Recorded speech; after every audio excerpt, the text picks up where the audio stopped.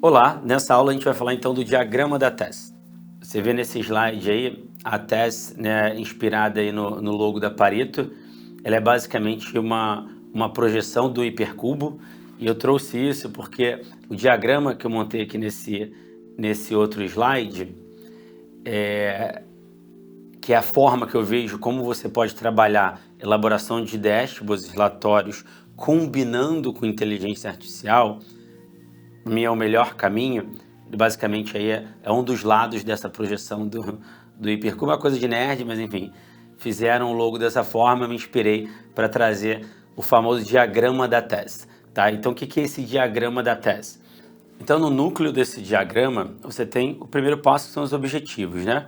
Você tem que ter clareza, saber por que você vai construir um relatório, um dashboard, lembrando que o que está por trás? A gente está querendo fazer uma boa análise e tomar uma boa decisão, não é só construir um relatório e dashboard, né? É muito mais do que isso. Nunca esqueça, né? Às vezes acaba fazendo micro ali e esquece do todo, que é muito importante, né? Então, o objetivo é fazer a empresa crescer, gerar mais lucro, né? Melhorar, evoluir cada vez mais, né? Esse é o objetivo final, a causa final ali. Mas agora, destrinchando isso para a realidade aqui de gestão de marketing digital, por exemplo, você tem, ou gestão da sua empresa, você tem os objetivos, tem que ter clareza para onde você quer seguir. Pô, quero crescer mais receita, quero ser mais lucrativa, sabe? E aí que eu estava falando aqui sobre objetivos conflitantes, né? Então você tem as marcas grandes, como falei, que trabalham objetivos que são aquelas métricas de vaidade,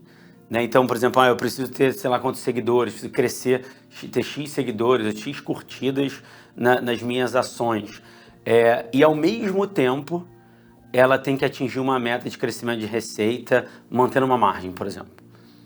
Isso é totalmente conflitante. Quando você vai ver, matematicamente falando, o ponto ótimo, considerando essas restrições, porque é isso, para a matemática, para o algoritmo, ou para quem, né, vai tomar a decisão, olha só, eu posso ter um caminho que é para maximizar a margem de contribuição, ou seja, maximizar receita em ROAS, por exemplo, que já é algo complexo, né? Você maximizar a margem de contribuição, né? Porque é isso, você maximizar a receita, nem sempre você vai maximizar o ROAS.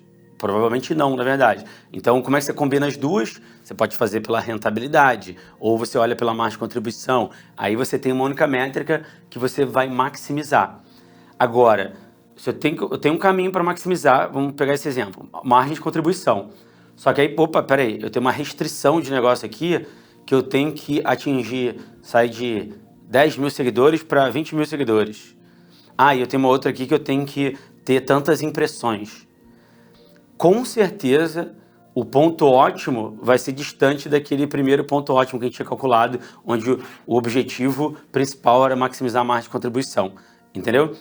Porque quanto mais restrições você traz, você também tem que fazer aquilo não conversa. É diferente, por exemplo, de eu quero maximizar a minha margem de contribuição para que eu consiga, e ao mesmo tempo eu tenho que chegar num volume bom para que eu consiga negociar com meus fornecedores por conta do volume maior que eu estou comprando e compre pelo um custo menor. Ou que eu consiga otimizar melhor meu centro de distribuição, dado que agora eu tenho aquele volume, não fico com capacidade ociosa, o espaço ocioso pagando aquele custo fixo ali.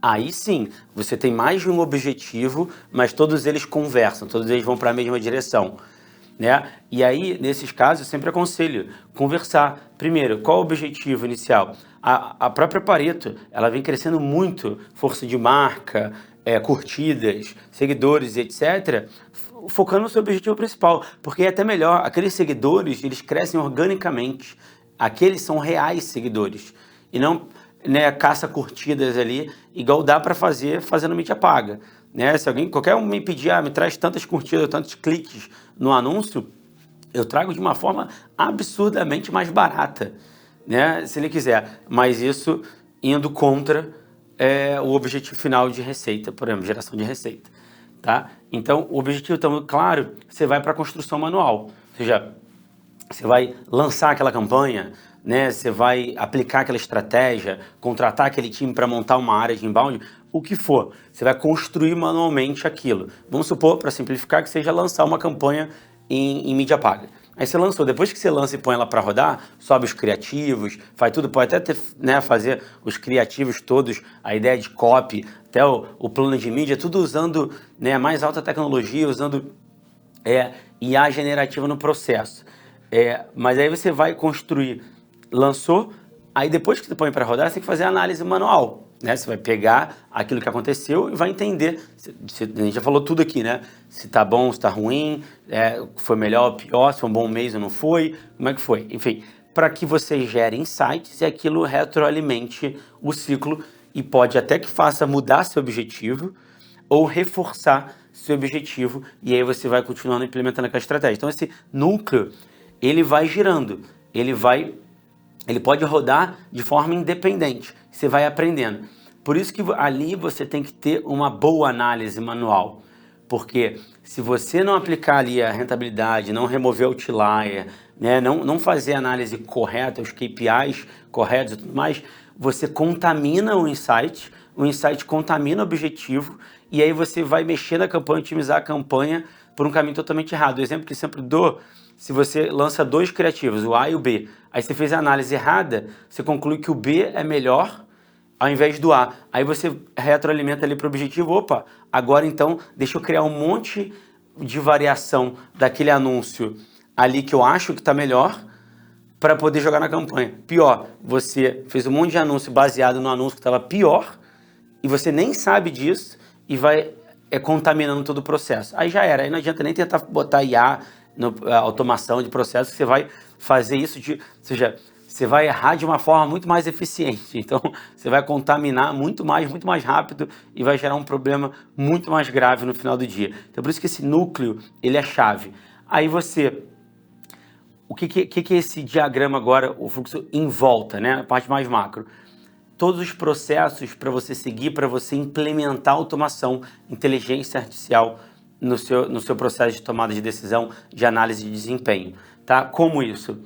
O seu objetivo, ele serve para alimentar como contexto e regras que a IA vai seguir, né? Então, as restrições de negócio também, por exemplo, objetivo, eu não posso gastar mais de tanto de orçamento, eu tenho restrições né, de acordo com o meu DRE, meu planejamento financeiro do ano. Então, sim, você vai ter restrições, né? Você tem algumas outras regras que podem envolver ali a parte específica de mídia paga. Enfim, os seus objetivos vão dar o contexto para que eu estou fazendo aquilo, né? O próprio objetivo em si, eu quero crescer receita. O próprio objetivo entra ali como contexto para IA.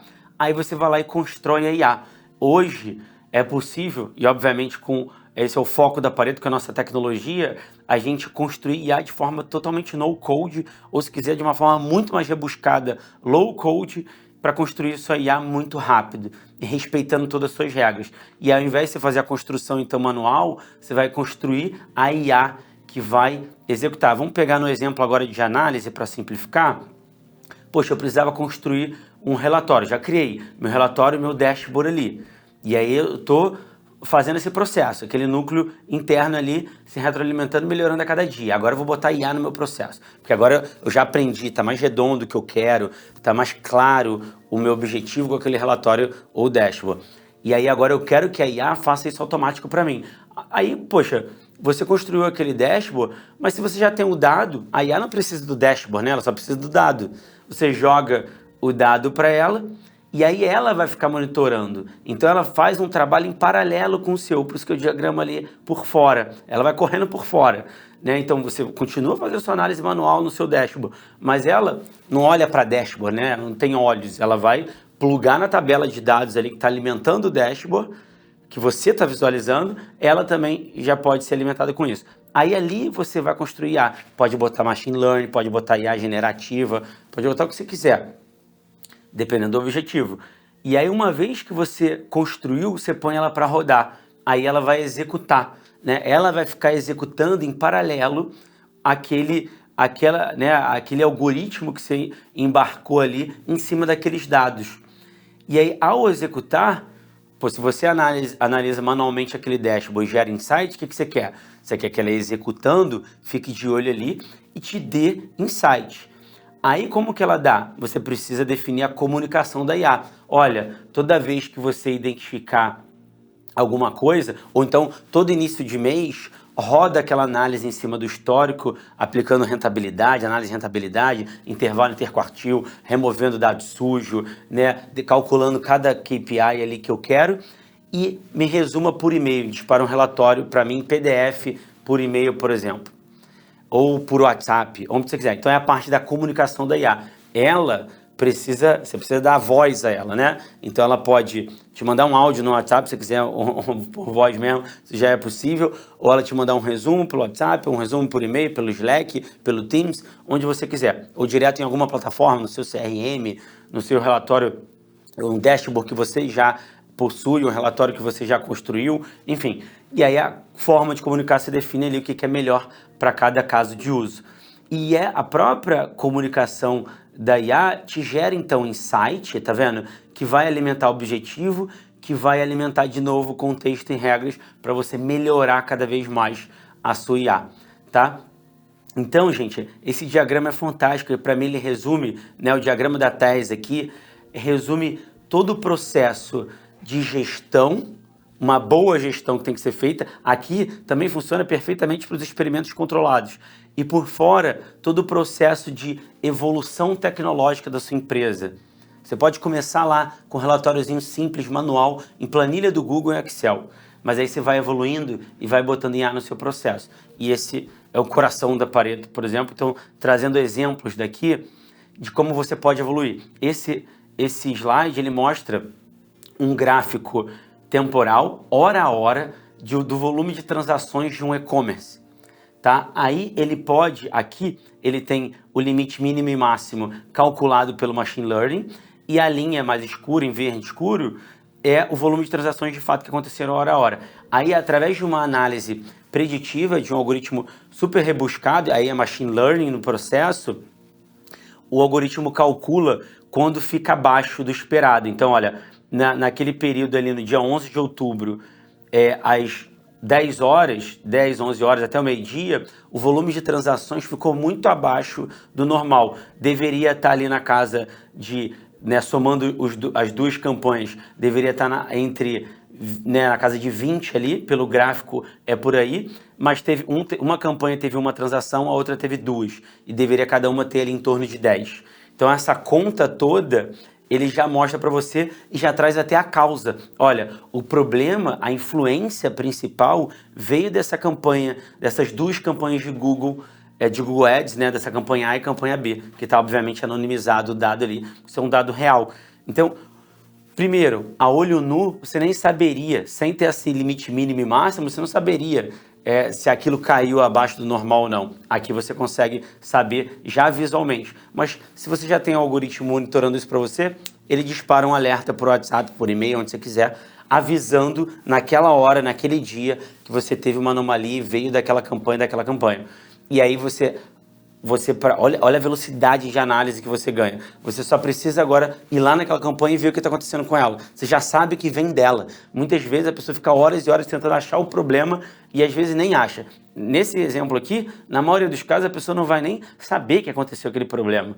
Tá? Então isso é uma vantagem quando você está nesse nível mais avançado que você usa IA para monitorar para você também alguns dados que você não tem como monitorar, como nesse caso aqui, transações hora a hora, isso é desumano, né? Não tem como fazer. Esse gráfico aqui, esse outro que traz projeções, né? Então são análises preditivas também em relação ao investimento e receita. E o que é bacana aqui nesse gráfico? Ele também mostra em relação à meta. Então, sua receita atual, sua receita prevista. Gente, antes do mês acabar, você podendo saber o quão próximo você está da sua meta de receita, tá? Então, isso é fantástico. Nesse gráfico, ó, você vê até a linha verde é até onde de fato aconteceu e dali para frente é a análise preditiva do algoritmo, que tem o valor esperado, o pessimista e o otimista, com até o percentual de acurácia ali no cantinho. Então, imagina isso, você poder dar uma faixa, e é claro, aí você vai refinar o algoritmo de acordo com a sua necessidade, porque quanto maior a acurácia, maior a faixa, então você não fica tão preciso, né? Quanto menor a acurácia, menor a banda ali entre o pessimista e o otimista, né? Então você vai refinando isso, mas o bacana aí é você poder ter, antes do mês acabar, você saber se você vai bater a meta ou não, ou seja, isso dá tempo para você corrigir, né? Botar o trem de novo nos trilhos para conseguir corrigir a tempo de bater a meta. A grande maioria das empresas trabalha olhando o passado. Início do mês tem reunião de diretoria, olha o que aconteceu no mês anterior. Já era, já passou. Ah, caramba, não batemos a meta. Ah, vamos corrigir agora para frente. Primeiro que quando acontece a reunião, o mês seguinte já está correndo, né? Às vezes não é no primeiro dia útil do mês ali, ou no primeiro dia do mês seguinte. Então você ainda perde aquele tempo depois de fazer análise e tudo mais. Então, cara, essas análises preditivas são fantásticas, porque a reunião de diretoria no início de mês pode ser, se ela acontece na segunda semana, por exemplo, já pode ser olhando para o resultado passado, mas já olhar a previsão do mês corrente. É outra forma de operar. Você sai muito à frente do mercado, sabe? Então, esse outro exemplo aqui também é de tendência. Olha, mostra qualquer métrica, você está numa tendência de alta ou de baixa. Isso também é fantástico, pode fazer usando média móvel, vários recursos também de mercado financeiro que são muito comuns lá e não são tão comuns em marketing digital. E aí, nesse caso, você entendendo a tendência de receita, clique, impressão, você pode tomar uma decisão melhor, tá? Por fim, como eu falei, se você já tem a IA lendo aquele dado, consumindo aquele dado, fazendo a conta que você quer fazer, você não precisa ficar só com o dashboard bonitinho ali. Por quê? Pensa só, o dashboard é para você olhar e tirar um insight, só que ela já está vendo o dado, ela já está fazendo a conta. Poxa, se ela vê algum problema aqui na tendência, na projeção ou numa anomalia, é muito melhor que ela avise você logo, né? Porque aí você não perde o tempo de quando você decidir olhar para o dashboard, você, caramba, realmente teve uma anomalia aqui. Quando foi? Ih, faz 3 dias. Já era. Ou então faz X horas. Já era.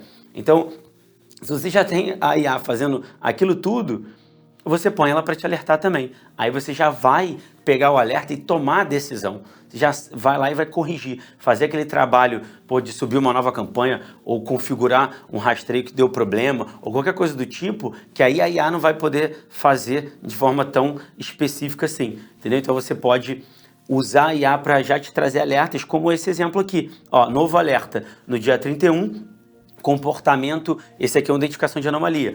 Você teve um comportamento inesperado em transações.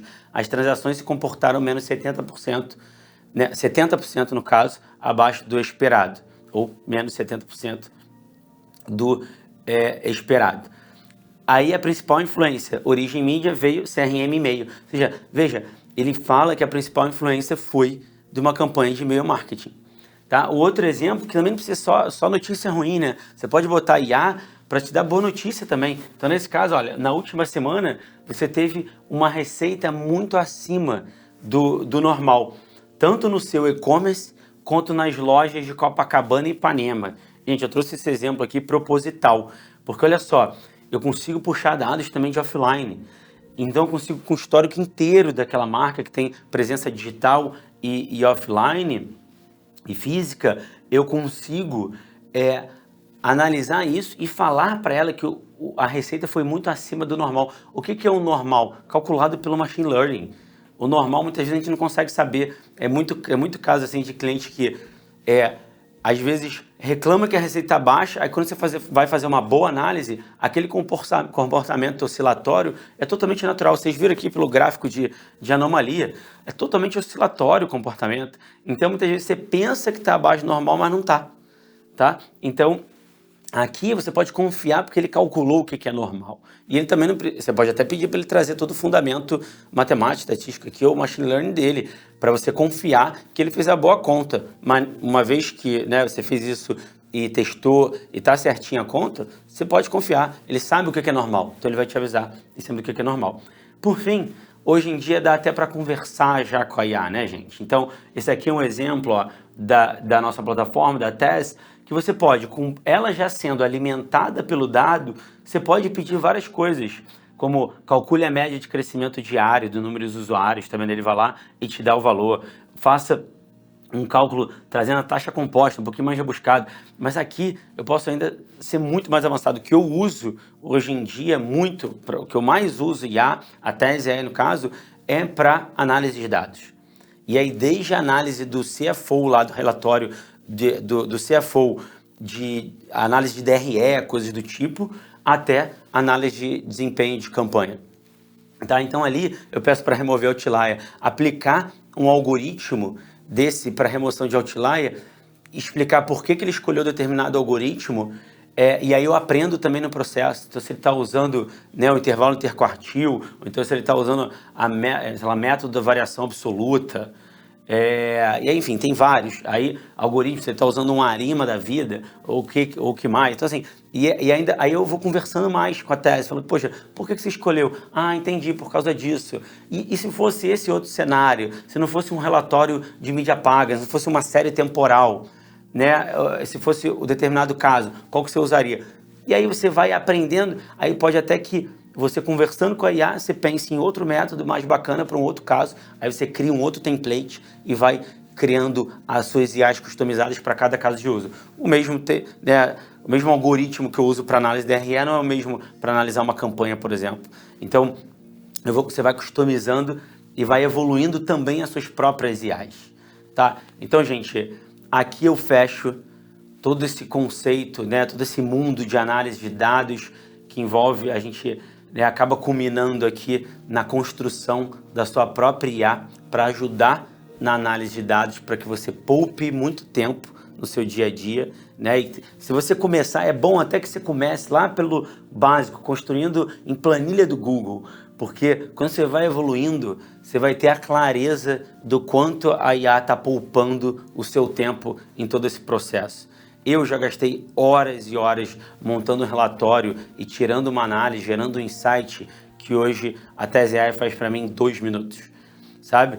Então, é esse o caminho, percorrer esse caminho às vezes é importante para você ver valor, até se você quiser oferecer isso como produto, como benefício, né, você como fornecedor para o seu cliente final, ou você como líder, dono da sua empresa, mostrar a relevância de ter IA no processo e você fazer o seu time, às vezes, percorrer aquele caminho mais árduo para ele sentir na pele o quão é valioso ter IA naquele processo. Tá? Então, usem o diagrama da TESS no seu dia a dia, enxerguem esse valor e aí passem a implementar, a ser uma empresa que de fato usa IA na rotina e não ficar brincando de IA, né, igual a maioria das empresas ainda está fazendo. Então é consolidar o dado do seu negócio, do seu cliente para dentro da IA, para que ela de fato gere muito valor. Isso faz toda a diferença. E aí o processo ser muito mais acurado, como a gente já viu aqui. Então, quem guia, né, quem pilota a IA é sempre um bom profissional. Se você não sabe nada do que a gente trouxe aqui, não adianta que a IA não vai te dar um resultado bom, tá? Então eu fico por aqui, muito obrigado, até a próxima.